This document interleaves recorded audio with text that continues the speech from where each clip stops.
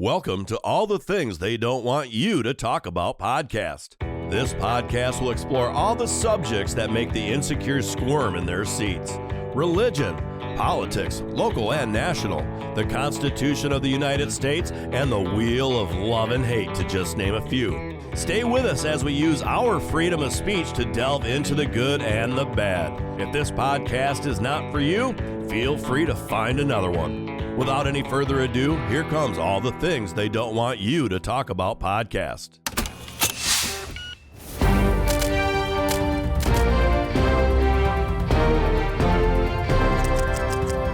All right, welcome to another episode of All the Things They Don't Want You to Talk About. Find previous episodes at tabootalkback.com. And you can find all the past ones. And the last one that we did with our religion contributor is, talking about Genesis 3 and the fall of man. But now we're going to talk about sin, and which is part of the 7 deadly sins. And those 7 deadly sins are lust, gluttony, greed, sloth, wrath, envy, and pride.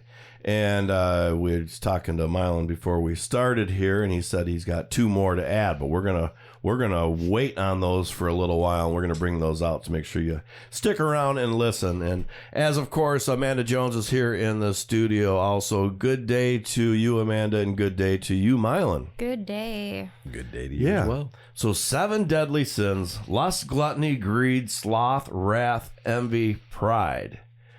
And with them being, at least as I'm looking at them on Google and showing me that list, it starts with lust. Is lust the worst, or does it work down, or do these 7 deadly sins really not have an order? They all hold the same weight. Great question, Rob.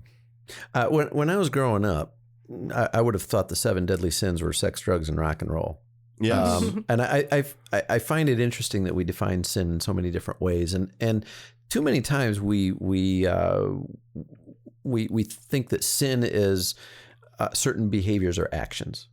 Really, the behaviors and actions are the result of sin. They're the symptoms of sin. Yeah. And sin is really the disposition that lays at the core of our being, in our heart, our soul, right? In the brokenness, we talked about Genesis chapter 3, the fall of mankind.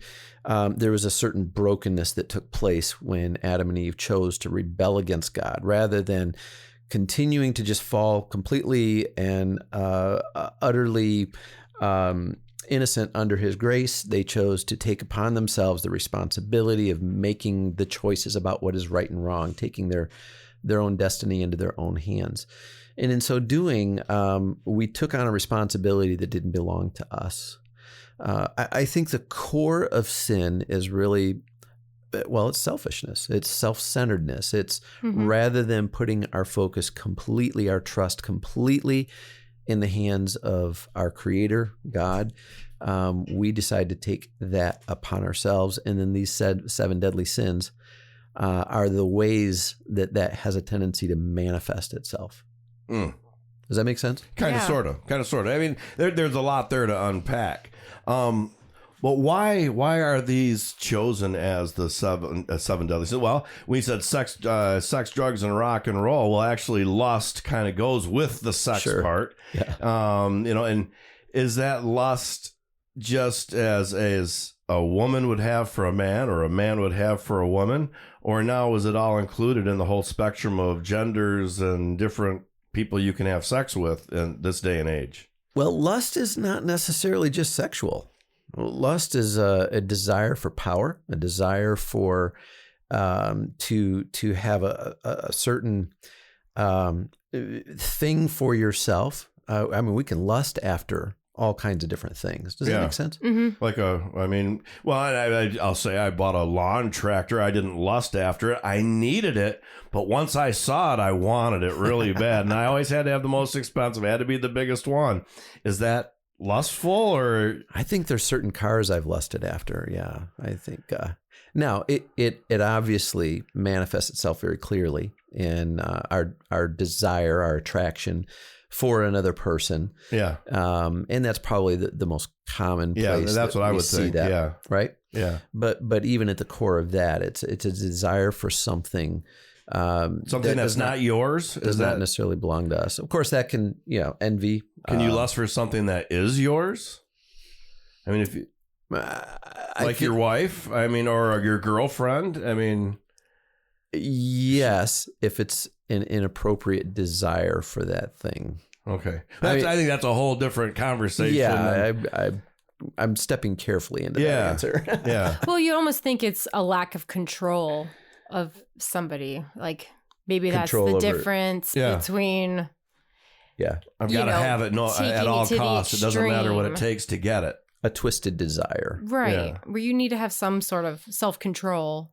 Yeah. And when you think, well, I don't know, I've just been thinking about all these as a whole. And it's like, it's kind of when you lose control and you dive too deep into these 7 sins that it's going to bring problems in your life in this world, no matter what. Forget the afterlife. No matter what, all of these things, if you indulge too much, it's a bad thing. So yeah, that's where I've always been brought up by, well, not even as much by my parents, but by a friend who is a very good friend of mine. And she always said everything in moderation. Mm-hmm. Now, moderation, even a moderate sin is still a sin, but really it is about not being, I mean, to me, when you say everything in moderation, that makes me think of actually gluttony. It makes me think of food. Yeah. Eat a lot of food. Go ahead. But you do it in moderation. If you're going to eat sugar, which is not good for you, do it in moderation. Don't make that your diet. Don't make that, I'm just going to binge on this all day. Do what you do in moderation. And is that what helps keep you from lustful ways or gluttonous ways?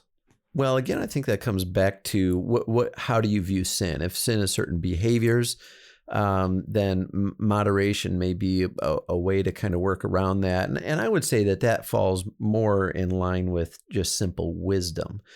But if we're dialing it back to the core issue of sin, which is the attitude of our heart, the disposition of our heart, then I would say moderation isn't even good, right? Mm-hmm. To live in moderation is simply a form of disobedience, even in a small way.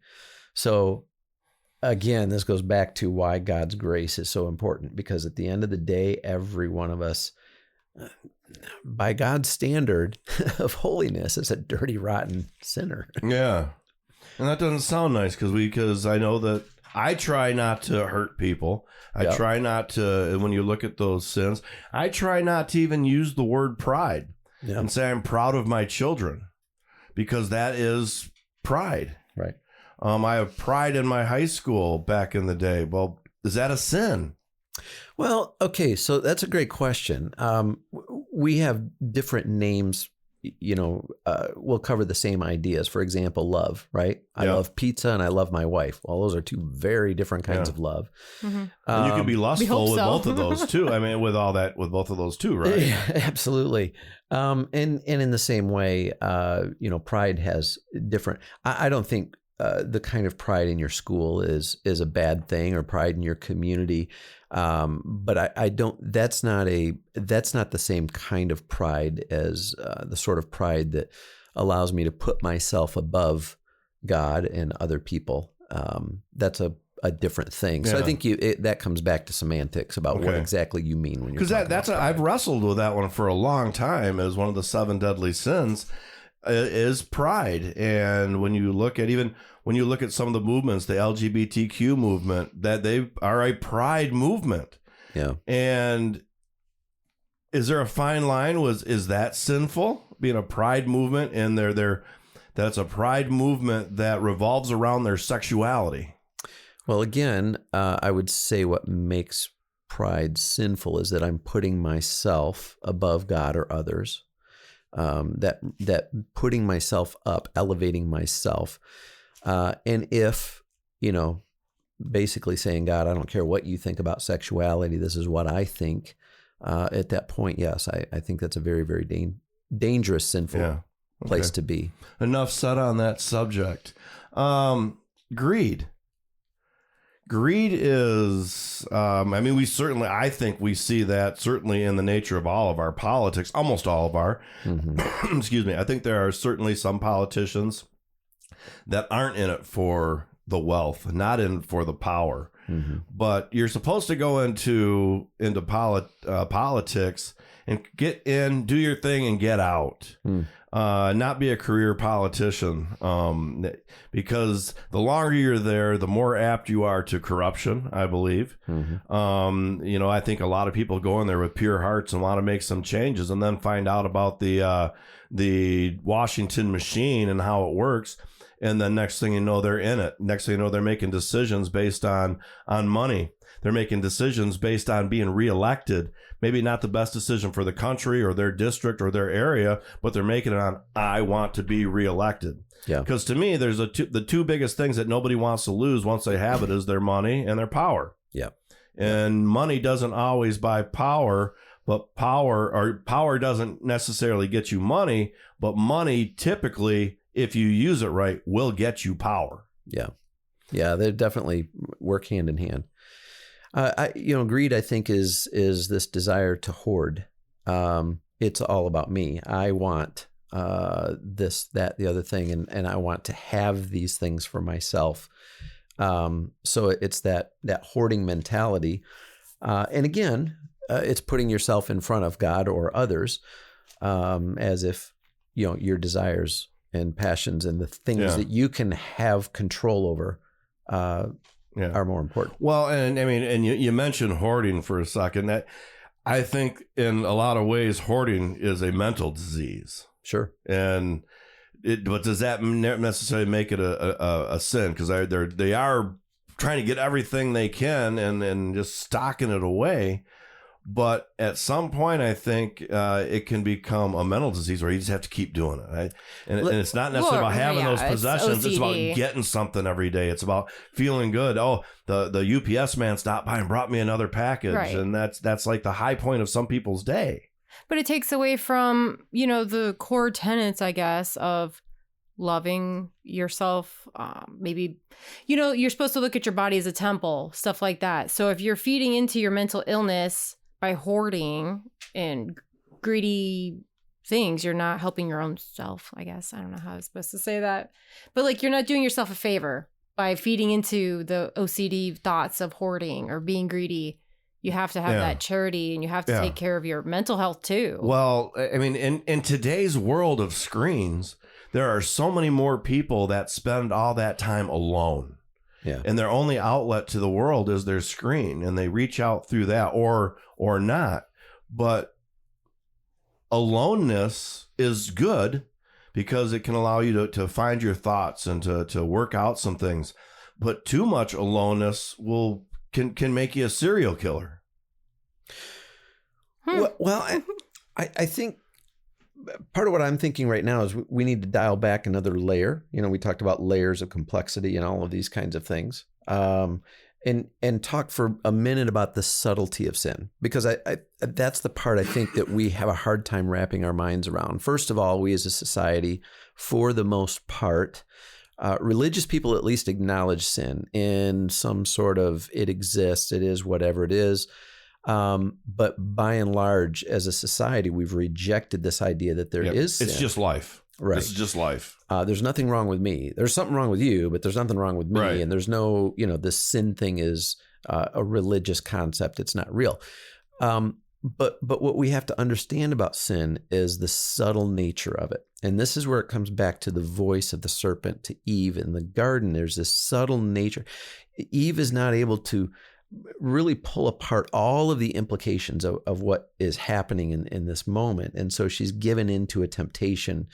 And in the same way, you talk about something like greed and hoarding, hoarding that we see in like the TV show Hoarders, right, mm-hmm. is the symptom of a deeper desire. It's a deeper sinful brokenness in our nature, right? Mm-hmm. And so that subtlety gone unchecked manifests itself in all kinds of different ways. Yeah. Well, and some people hoard because they want stuff. Some other people hoard because there's an emotional connection, and they keep things because it has a memory that they feel they'll lose this memory if they get rid of this picture or whatever it may be. So yeah, that's kind of well, and hoarding isn't always about things. I've known people who've hoarded relationships, right?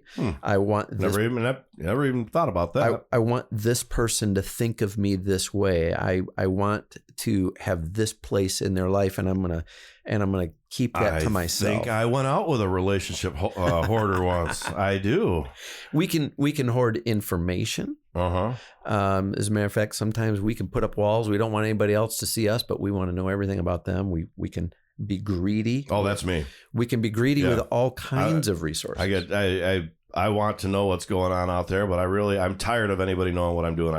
I've kind of made this. I've been off Facebook for like 9 days. Okay. And have not looked at it or posted anything, and I feel magnificent.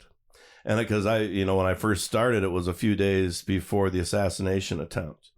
And then after that happened on Sunday, I'm like, I don't even want to go on Facebook because I'm going to go on Facebook and I'm going to see someone make a comment who I like and respect. And now I am not going to like them ever again, because no matter what, for the people that were saying, oh, well, how could they miss type of thing with the assassination attempt, I'm like, that's such an awful thing to say. And I would be just as appalled with anybody on the right side if it were vice versa that said that about how could they miss Joe Biden. Yeah, and it's just appalling to me. And what some of the great thing is about it is that some of these people who have done this, they're losing their jobs. And I think that's wonderful, because everybody forgets that no matter what you do out in public, you're connected to your job. Right. You are always a spokesman for them, and they will always... what you say reflects upon who you work with, and people don't realize that. So yeah, that's but I had a point there, and I think maybe I got to that point already, and I just went past it. But see, that's exactly what I was talking about, the subtle nature of sin, of these different kinds of sins that find a place, they lodge in our soul, and they end up working out in all these ways. And how many times have we looked back and thought, why the heck did I say that? Why the heck did I do that? There are these very subtle, self-centered predispositions that they put us on a pathway to certain outcomes. And it's important for us to be able to understand how these things work in us. Yeah. Yeah. So, well, I said back to Facebook, I just knew. And to me, I really kind of feel that it has a root in evil, and it certainly is a tool to spread evil. Sure. Well, you could even go into like social media. You see each one of these sins in social media. Yes. You either feel it or you see it. Yeah. Yeah. Definitely see the results of it. Yeah, for sure. One of the 7 deadly sins that probably a lot of people don't know much about or even wonder what it means is sloth. I knew you were going to go there. Is sloth. Well, because it's the one that most people probably don't know. And your great minds think alike as far as I'm concerned. But yeah, sloth. And that's Wait like a minute. Lethargy, right? Like just not doing, like sitting on the couch, not doing anything all day. Is that where that is, or is sloth a different thing? I just want to clarify one other thing. Did you just call me a great mind? No. I do. He's not going to give me that. Not as an individual, but when you're around me, yes. No, yes, I think I like what you have to say. I like your take on this stuff. And like everything else, your take is not the word. It's right. Like everybody else's take that is a religious person or someone that has studied the Bible. It's your interpretation of. Yeah, but this dialogue is important, and it's helpful. Yeah. And also molded with what you've been taught by other scholars. Sure. So getting to sloth. I mean, really, what is sloth? So I would recategorize that as a lack of passion, right? It's again, it can come if you've ever been through different times of your life where you were passionate about what was right. You had a drive to be watching football on the weekends. Yeah, right. That there was passion, but to me that's sloth. I would come home for the whole weekend. Thursday night football, watching that game, and then Friday I didn't really care about the high school thing or doing all that. But then college day came. Michigan, I always didn't miss that game, but then I'd watch the rest of the day. Then the pros came, watch that all day. Monday Night Football, couldn't wait for that. And then after I got divorced, which we talked about in the last episode, I was like, man, I can't do that anymore. I am wasting so much of my life just sitting here. So now I just make sure that I get the Michigan game and the Detroit game. If I'm not busy and I'm sitting around, not have much going on, I will watch them. But I don't put those games as a priority over doing anything else. If there's nothing else to do, I'll watch the game. And I think a lot of these sins have been overcharacterized by a certain behavior, right? For example, sloth is laziness, right? Not going to work or whatever. I think that's a symptom of a deeper issue, right? I would say depression, not that that's somebody's fault, but falling into that state where we don't care about things, where we don't have passion, where we're kind of just checking out of life. And then, of course, that manifests itself in the way that we interact with other people, or the way that we take responsibility for our work or our need to take care of our family or whatever. So it's a brokenness on the inside. In Enneagram terms, we said that we would kind of go there a little bit today. It would be this stepping back from responsibility for passionately engaging life. And so that manifests itself in those kinds of ways. Does that make sense? I don't know. It's almost like a failure to make use of the talents that God has given you. That's a great way to put it. Yeah. And absolutely. I don't know, because lately I've been so busy with just different projects. Yeah. And I keep saying, man, my life is so much easier when I wasn't creating all the time. But I do feel more fulfilled the more I create, even though more frustrated and more overwhelmed. It is. But it's more fulfilled. Got to find the balance. And so you do have to find a balance. But when I looked at slothfulness, I was like, well, I remember the times I was just sitting on the couch being depressed. And then I just started picking up the paintbrush or picking up the pen and writing. And the more that I've created, the less slothful. Productivity is the cure for sloth. Yeah. Yeah. It is. Yeah, stepping into our calling. Yeah. And I think, stepping into your calling and doing what you were sent here to do. Well, and it takes zero talent to do it. You just do it. You just do it. It's the same as they used to talk about Johnny Bench or see his face, but of course I can't remember his name at the moment. Banned from baseball for batting. Pete Rose. Yeah. Sorry about that. Charlie Hustle. It takes zero talent to hustle. Zero. Right. Yep. You just go at it, and eventually you will get the talent. You will build it up. But that's, to me, what I see as a big problem in our world today, especially with kids, is if they walk in and try to do something, they don't get it like that right away. They give up. Yeah. They don't want to keep pushing forward to do it. And parents allow it. Parents say, oh, you don't want to do that? Well, that's just fine. Well, no, you're just starting. You're new. These kids have already been playing for a couple of years. You need to give it a couple of years. Yep. But no, it's that immediate gratification. If I'm not good at it now, I'm embarrassed. Oh, if my kid's not good at it now, they're embarrassing me. I do not want them to embarrass me by sitting in the infield throwing rocks rather than watching the game. Yeah, that is an excellent application of sloth, right? I'm going to pull back from life. I'm not going to be passionate about something. I'm not going to pursue or engage something because it makes me uncomfortable. And that's a great way to look at it. Yeah. Step out of your box. There is a verse that came up, Proverbs 6:6, saying, "Go to the ant, you sluggard, consider her ways and be wise." And you think of like ants or honeybees, stuff like that. They all have their jobs. Yeah. They do. And if they don't do their jobs, the whole colony, the whole hive will fail. Yep. And so it's kind of thinking that in the human community aspect, if we aren't all doing our part, we're going to be a slothful nation, slothful community or family, any of it. Like we have to have that drive. Yes. And have that intuition of what to do. And if you don't, you just have to do it, just one step at a time. Make a mark. Make one word for your novel every day. Yep. And take the first step. One whole year, you'll have 365 words towards your novel. Like you have to do something to put in the work. You can't just expect it to just happen. Yeah. Yeah. No doubt about it. That's good, Amanda. Man, we cleared that one up. Yeah. Yeah. I think we did pretty good on that one. The more I kept thinking about looking at this definition of it, I'm just kind of like, no, like I get it. Like I don't want to say, oh, that's the one I suffer with. Yeah. But I can feel that one in my life. Yeah. Right.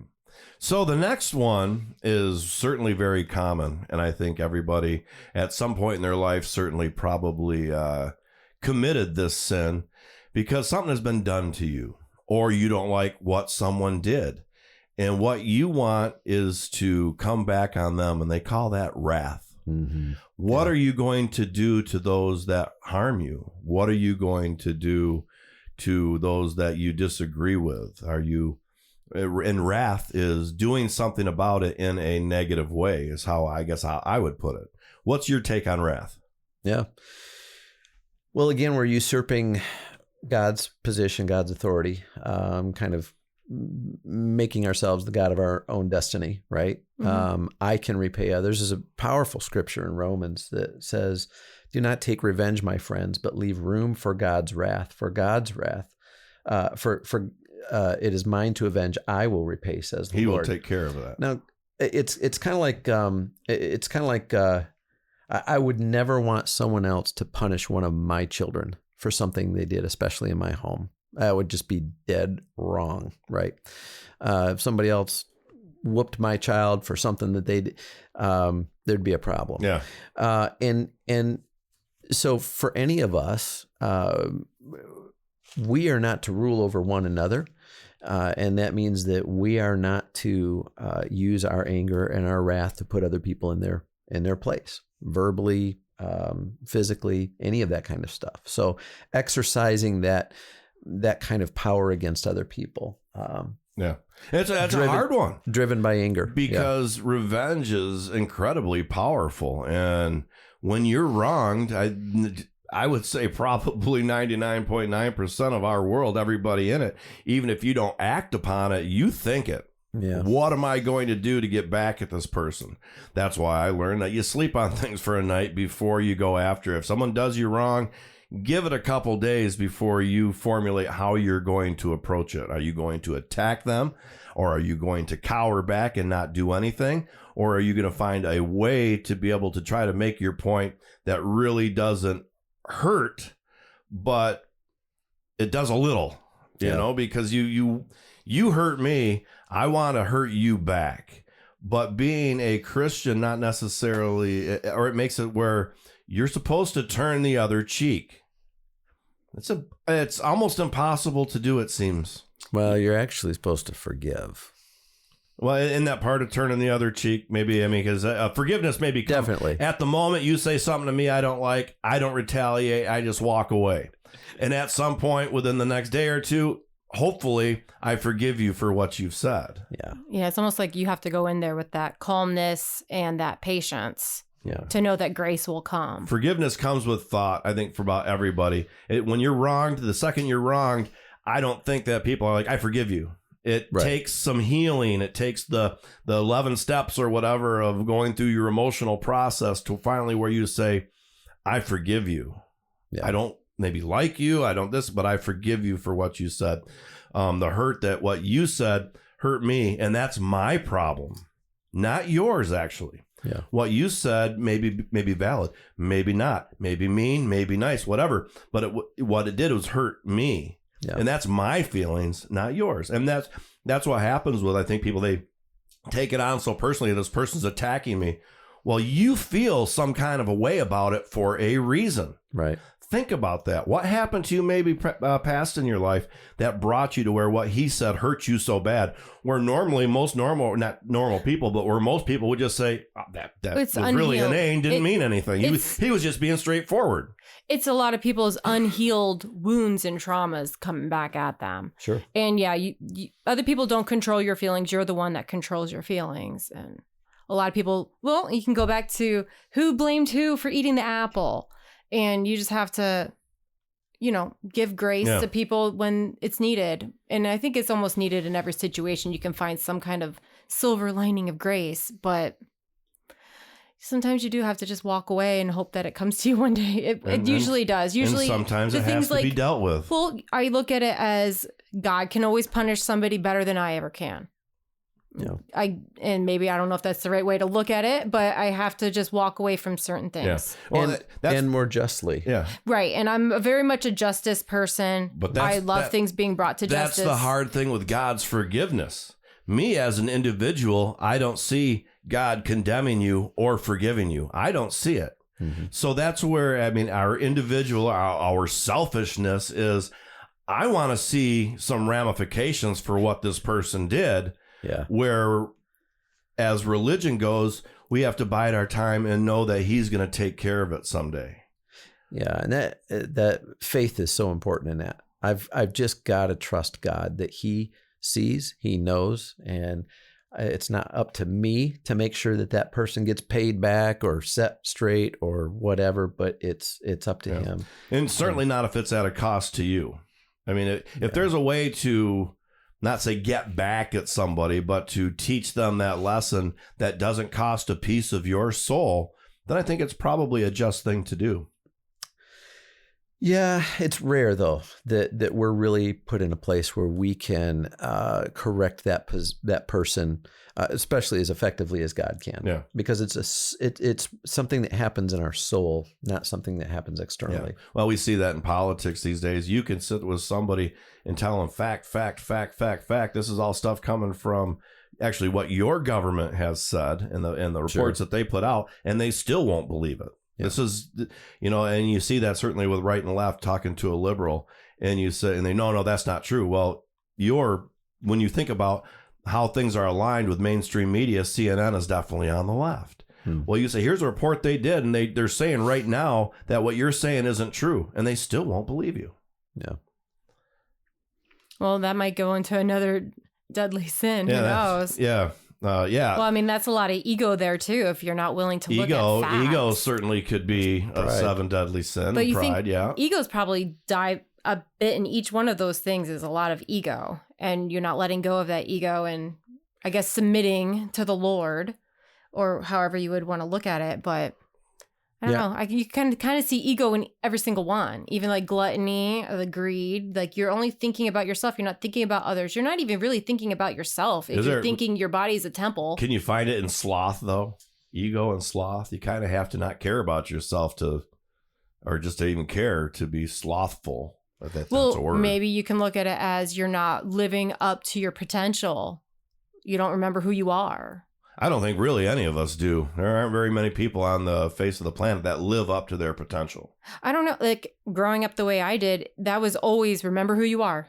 Remember who you are. You are a child of God. You are a child of God. You are put here by heavenly parents, to your earthly parents, and to always remember that. Remember who you are. And it's weird to me that there's people that are older and don't know who they are. Yeah. And they find labels of things to throw on so they can belong to something. And then they come to find out, oh, wow, that was kind of a lie. And then they lose themselves even more. Yeah, it shatters they don't know who they are besides what their feelings are, where you're not your feelings. You can be a thing. Like if people are like, well, who are you? Oh, well, I'm an artist. I'm a mom. I do podcasts. I do, oh, yeah, I'm a sister, I'm a mother, I'm an aunt, I'm a daughter. You can go through all those lists, but what are you? And then you just get people, oh, well, this is my sexual orientation, or this is my gender identity. And the question is actually, who are you? I feel sorry for people that's who they are. And I don't know, me being a woman is not like, oh, yeah, that's the first thing I am. Yeah, it's not your identity. It's not who I identify. Like, it's never became a thing. Like, it's just not, I guess, important to me like that. But I know I'm a woman. I appreciate that I'm a woman and the things that my body can do, create life, all these things. But I just don't look at it from the aspect of how other people look at those things. Yeah. But then I'm told that I'm, ignorant or wrong, even though I was like, well, you do your thing. I'm doing my thing. Like I was happy being a stay-at-home mom to my kids and doing that stuff, those gender roles. I loved it. But, all I was told was, I was doing the wrong thing. I don't know. Well, Me either.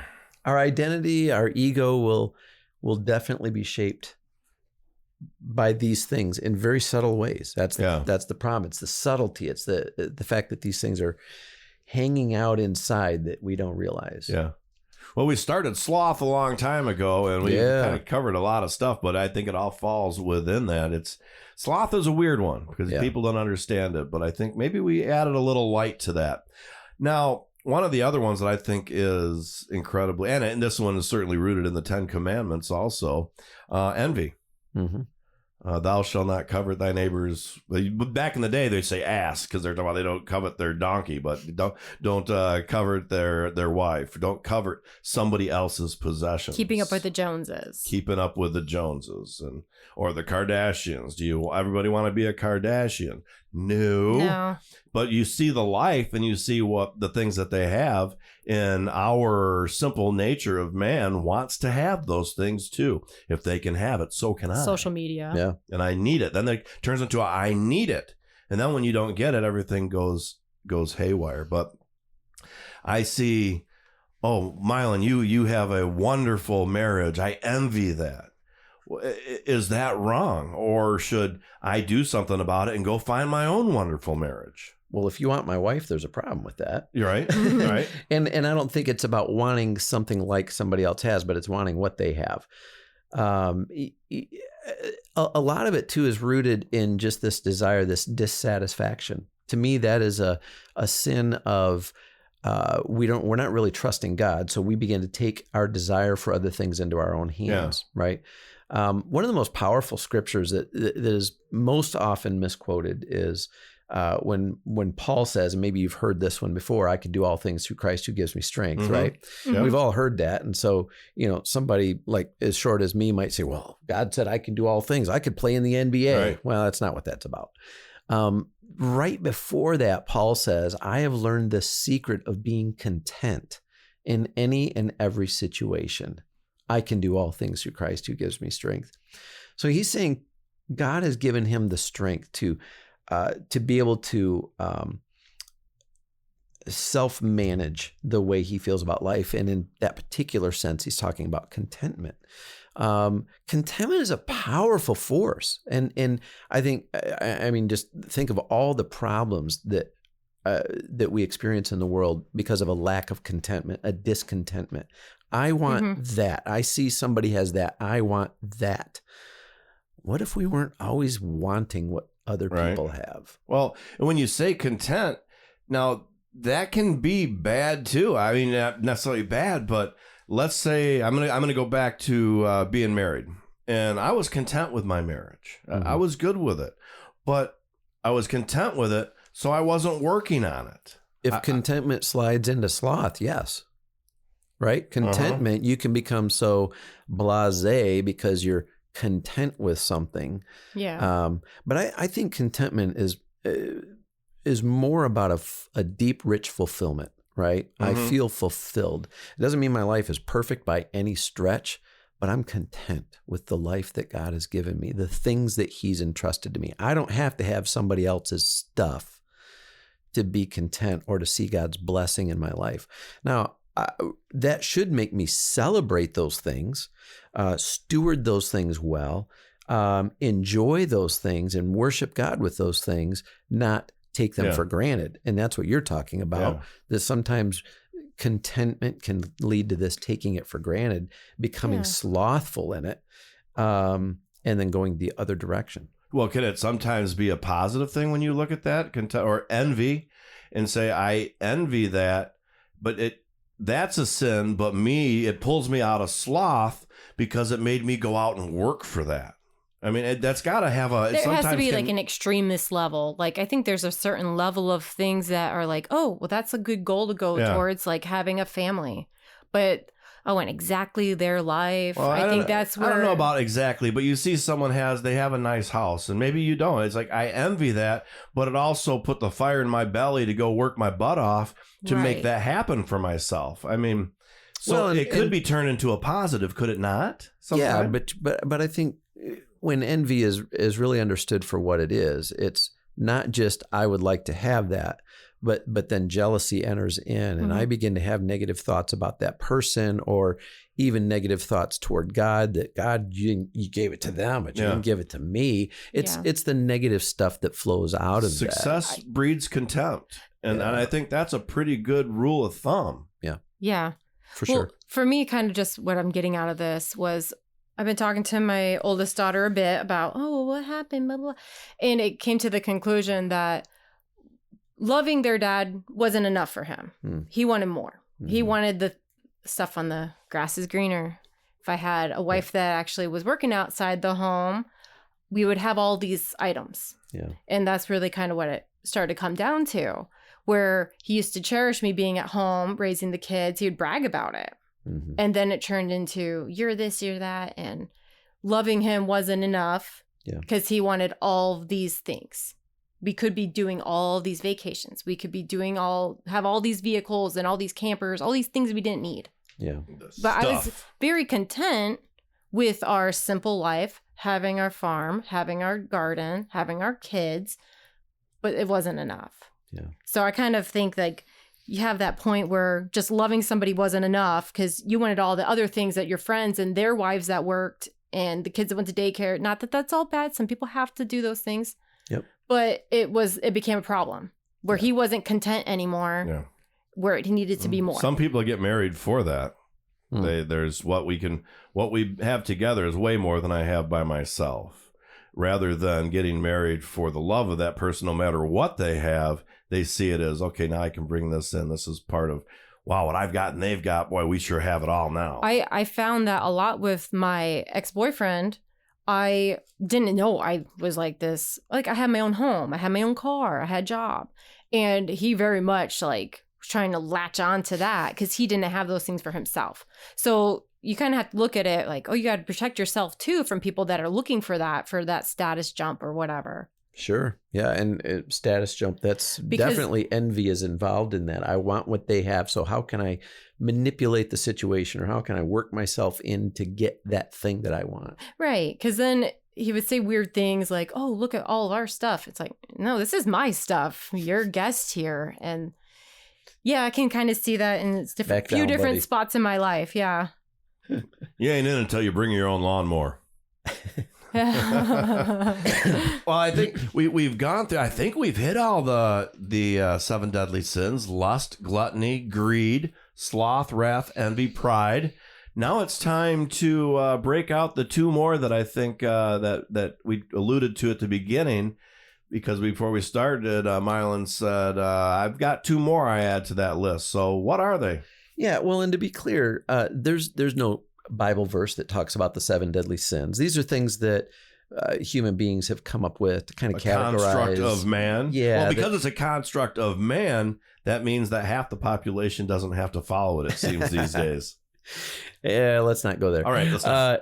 But these are things that, and actually throughout the ages, the 7 deadly sins have been defined and listed in different ways and all that kind of stuff. So the list that you gave is one version of that. There's a lot. So, but the other 2 that I would say are deceit. And deceit is the belief that I can alter reality for myself, for other people.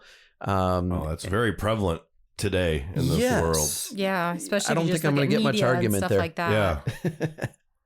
So deceit and obviously, the enemy, the devil, is called the father of lies. And too many times I think we even oversimplify deceit into a bold-faced lie.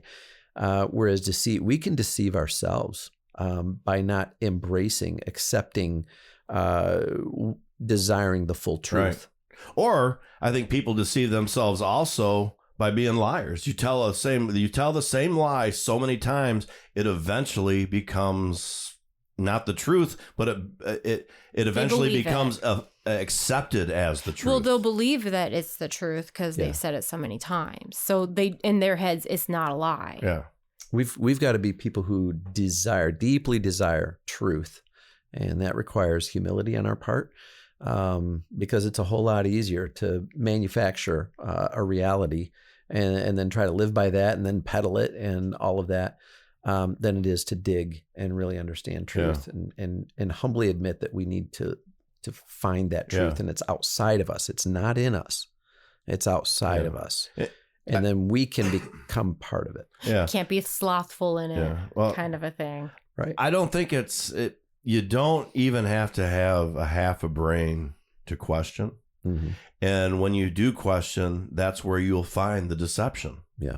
But if you don't question what you're told, whether Donald Trump is in the White House, Joe Biden is in the White House, Barack Obama is in the White House, George Bush is in the White House, no matter who's in the White House, you still have to question what you're being told. Yeah. Because number one, they're always going to set it out with some kind of a bias. And number two, there's a lot of things they don't want us to know. And you have to look between the lines to find it. And you have to scratch, you have to dig, you have to claw.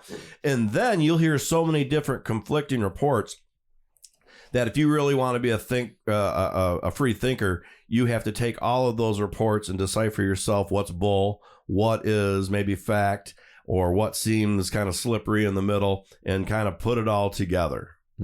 Because it's all there. You don't just, nobody has given you the full picture because nobody knows the full picture. Right. And then when someone does know the full picture, especially with government, now there's a whole bunch of butt covering going on. Mm-hmm. No one wants to lose their job. So it makes it, everything we see, whether it comes from left media or right media, which I don't think quite as bad, is going to have some deception because they're never giving you the full story. Yeah. We have to understand that there are certain truths that we can trust and lean into, and I would believe those are the truths of God Himself.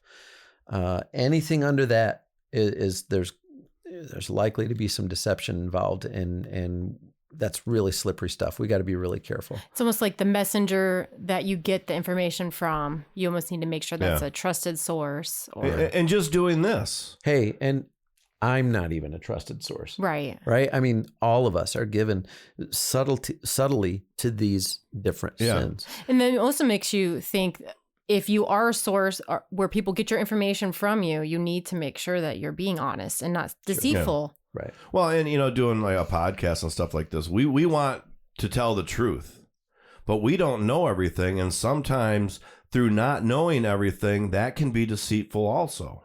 Because here we are talking about a subject, but yet we don't know quite all of it. We're putting in our interjections, how we feel, our personal feelings, and hopefully our logical minds, which I think that is something we're losing in this world also, is applying logic to things where it's all about feelings. If I feel this way, it must be right. No, not so much. Your feelings don't make it right. Yeah. Yeah. So, that's why I'm committed to qualifying all these conversations by saying, by the way, these are my opinions, because I don't want to come across deceptive. Yeah, and it's the same for me. I try not to give as many as my opinions on it, but I'm going to, because number one, I'm doing all the work, but two, I want to ask questions. Sure. And I'm typically smart enough to know when there is somebody who has a better grasp of a subject matter than I do. I know a lot about a lot of things, but just enough to ask questions, not enough to give the answers. Yeah, and you're good at that. You're very good at that. I appreciate that. But that's who I am. I've always been. I always want to know why. Why'd you do this? Well, no, I'm not asking you why because I want to be angry with you. I want to know what your mind thought was that, because maybe next time I'll think of it that way. Yeah. Maybe you might be right. I have had times in my life where someone said to me something and I'm like, oh, that goes against what I thought, but I think you're right. And when you have those aha moments to the person that you have always been, that's when you can really allow yourself to do some change. Well, that's a great virtue, that humility. And maybe the next podcast needs to be the virtues, which are the opposites of the sins, right? Ooh, I like that. Yeah, I just saw that actually came up. It's like the 7 virtues. And I'm like, oh, that's interesting. Let's plan on another podcast being the 7 virtues. That sounds like a much more positive podcast. Did we do that last one, though? And I'll turn those into the 9. Yeah, let's hit the last one. Fear. You said fear. Yeah. And I kind of double-taked a little bit at that one because to me, fear is an emotion. Mm-hmm. But now that I think about it just a little bit, Let me one more time take you back to this assassination attempt. Sure. And I realized this before Donald Trump actually addressed it at the RNC. Him giving a play-by-play of what happened was incredibly powerful. Yeah, it was. It was really, really powerful and had me hooked to want to listen to everything else he had to say. Yeah. But fear, like I said, it seems like that's an emotion. And why would the crowd there, when those shots were fired and they knew shots were being fired, have you ever seen shots being fired into a crowd before? What does that crowd do? Runs, scatters. Everybody's going one place. Not one person moved. Yeah. They sat right there. And to me, that was crazy. I'm actually more focused not on seeing him get hit with the bullet, but watching the faces behind. Yeah. There's one guy back there with a weird hat and a 7 o'clock shadow and a beard. He's been to almost every rally he's ever done. He's been in all those rallies back in 2020. Wow. Some people, the conspiracy theories actually say that's John Jr., JFK Jr., and that he really didn't die in that, and that's who he is. But when you watch this, now watch to him. So you're looking at Donald Trump. Just over Donald's right shoulder, right over here is that guy. Okay. And he watches it. It all happens, and he just keeps looking. He doesn't make facial expressions. He doesn't bat an eye. There's a guy 2 people over from him, a bigger guy, who, boom, he bends down, and he's looking to see what's going on. He's watching. But this guy just stood there and watched. Wow. He never, nothing. He just said, like, he knew it was going to happen. Maybe he's a time traveler. That is a whole different conspiracy theory. Don't get him going. Amanda's going, why did you say that? You caught me in this, and here's where... He set you up, Milan. Because, you shouldn't have. No. Let me just do this really quickly. This is going to be the longest episode ever. There's been talk when you start looking at the Trump Watch and the stuff that happened in the past, and books like Baron Trump's Grand Travels, or whatever, Travels Through Time. There's a book called that, and it was written back in like the 1800s. Oh. And it talks about in Baron Trump's fantastic voyages.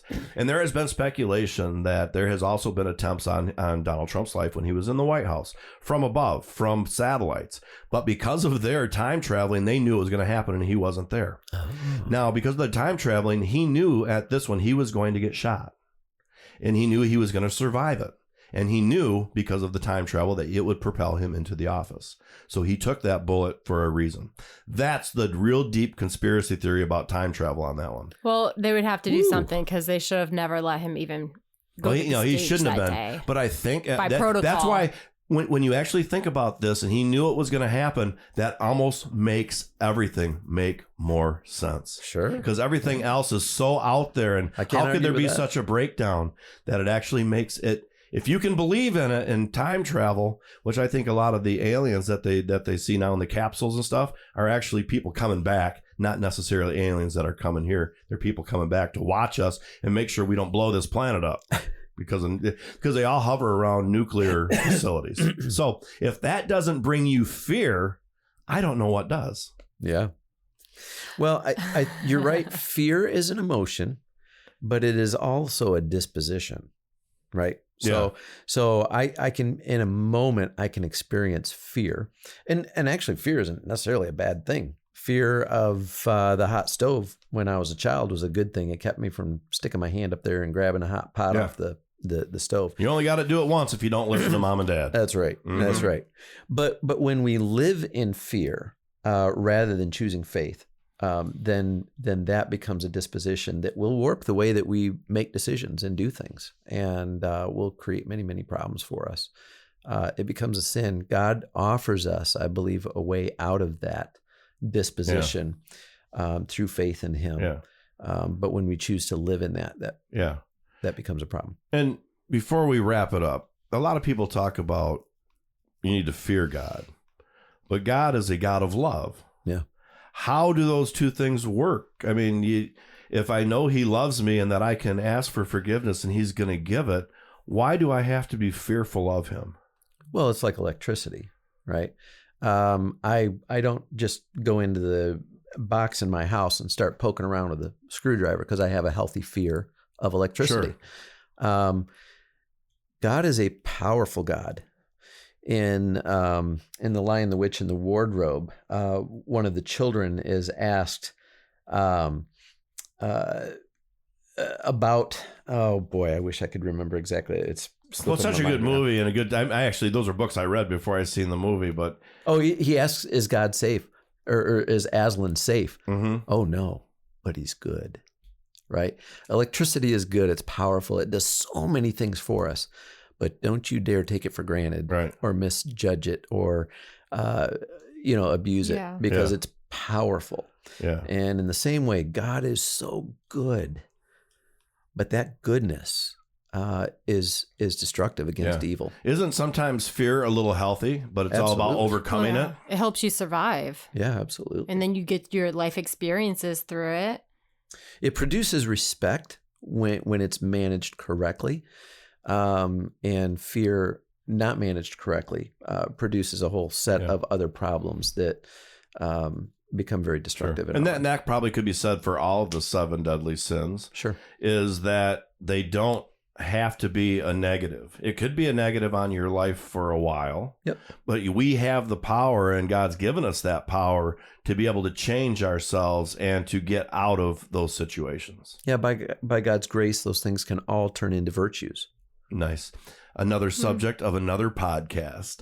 Well, this is all the things they don't want you to talk about, and we certainly want to let you know you can go to tabootalkback.com to find out more. But before we say goodbye on this podcast, I want to make sure that we tell you all about Milan's podcast, Halftime with Milan Bittenbender. You can just go anywhere like Google and search it, and you will find it. Yeah. Navigate midlife well. Prepare for the 3rd and 4th quarter. I think we're at the 4th quarter right now, and it's like every game, the 4th quarter is the most important quarter. Absolutely. Mm-hmm. All right. Talk back. TabooTalkback.com. You can find us there. Find out more about what we're doing. We're going to have more episodes with Milan Bittenbender, too. This is great conversation for sure. So from me and Amanda Jones and Milan Bittenbender, as I speak for all of us, thank you very much for listening, and we'll catch you next time right here on All the Things They Don't Want You to Talk About.